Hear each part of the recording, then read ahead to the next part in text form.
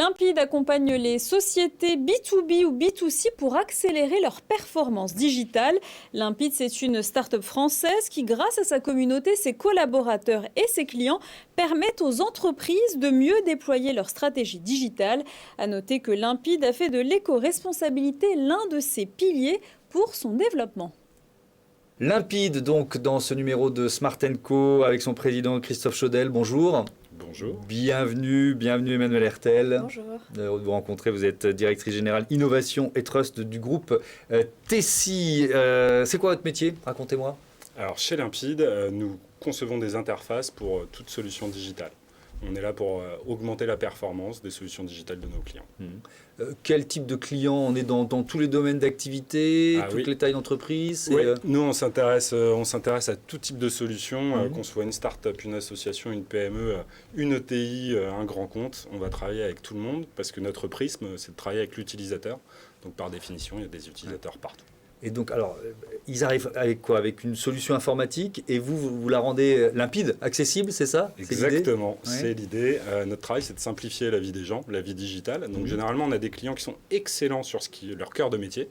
Mais en revanche, sur le côté sexy des interfaces, c'est pas forcément ça. Donc, nous, on va définir des parcours qui soient les plus simples possibles, qu'on puisse comprendre nous. On n'est pas spécialistes. Et ensuite, on va les rendre les plus interactifs possibles avec les utilisateurs.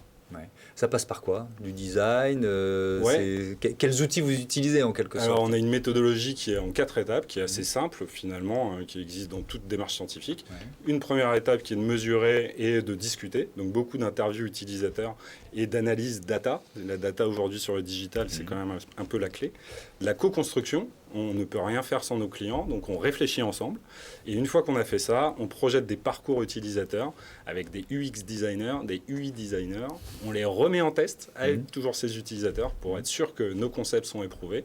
Et une fois que c'est fait, on les développe et on en assure après la diffusion avec des actions de promotion qui vont permettre de les rendre visibles. UX, UI, c'est quoi? C'est le design? Exactement. User Experience et UI, User Interface. Donc c'est ce qui va permettre de définir des maquettes. Et par rapport à ces maquettes, c'est de l'ergonomie, on va placer des éléments aux endroits où on pense que l'utilisateur va être le plus à même de les utiliser.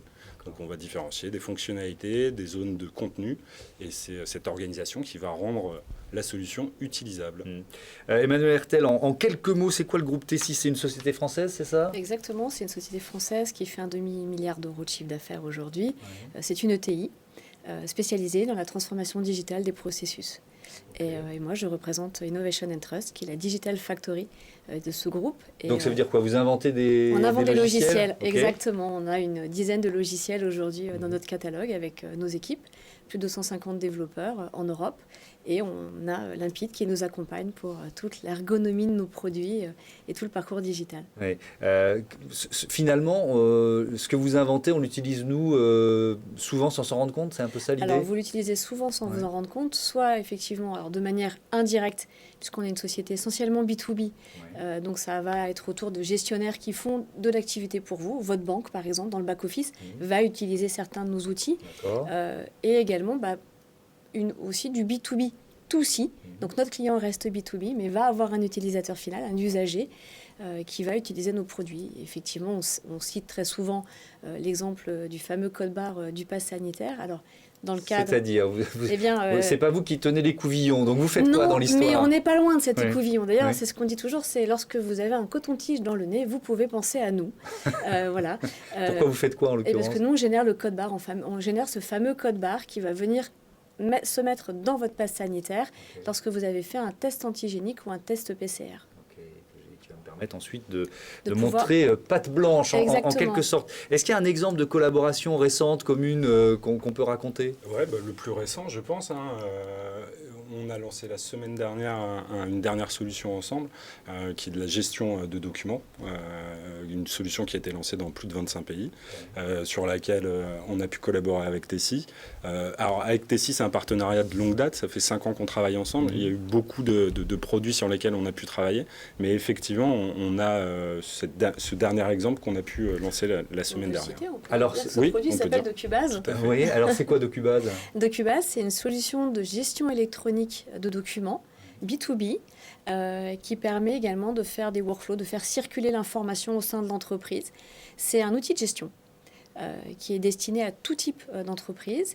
Et effectivement, avec Limpide, on a co-construit cette nouvelle histoire de ce produit. Et il a été lancé la semaine dernière. On en est très très fiers et très très beau. Donc ça veut dire que c'est une nouvelle version sur laquelle vous allez travailler? Alors, c'est sans rentrer trop dans la technique, mais on a vraiment retravaillé les socles technologiques et il nous fallait une nouvelle interface. Il fallait quelque chose qui racontait un nouveau parcours.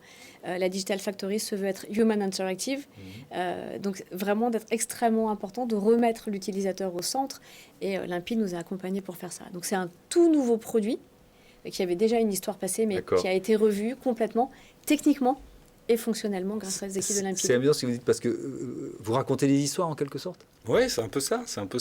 Aujourd'hui, on a souvent en face de nous des experts, des gens qui sont, comme je le disais tout à l'heure, très forts dans ce qu'ils font, mais en revanche qui ont un peu moins de facilité à présenter les histoires, à présenter les bénéfices. Et nous, on est là pour ça. On est là pour comprendre en fait ce qu'attendent les utilisateurs et après écrire une histoire qui soit en phase avec le produit.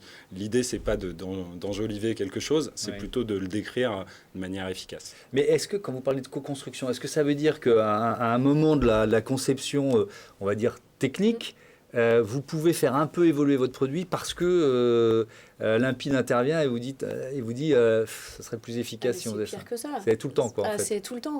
Ils deviennent partie intégrante de l'équipe. Nous, on a fait un choix d'externaliser cette partie-là, de ne pas avoir en interne des experts de l'UX ou de l'UI. Parce qu'on veut des gens qui nous inspirent de l'extérieur, qui connaissent aussi autre chose que nos éléments techniques. Mais non, ils nous plient en deux régulièrement en réalité. Ils viennent nous challenger vraiment, c'est-à-dire qu'ils sont partie intégrante de la stratégie. Certes, ils ne vont pas avoir, entre guillemets, leur mot à dire sur les choix des socles techniques, mais par contre, dès qu'il y a quelque chose on s'adapte. Ils font un pas, nous aussi, et finalement, on en sort quelque chose de pas trop mal. Un dernier mot, c'est quoi les perspectives de croissance, perspectives d'avenir de Limpide? Les perspectives, on espère qu'elles soient bonnes. Pour vous. On est dans un contexte qui est quand même un peu particulier, avec le Covid et avec un peu le ralentissement de l'économie sur certains aspects, avec la guerre également.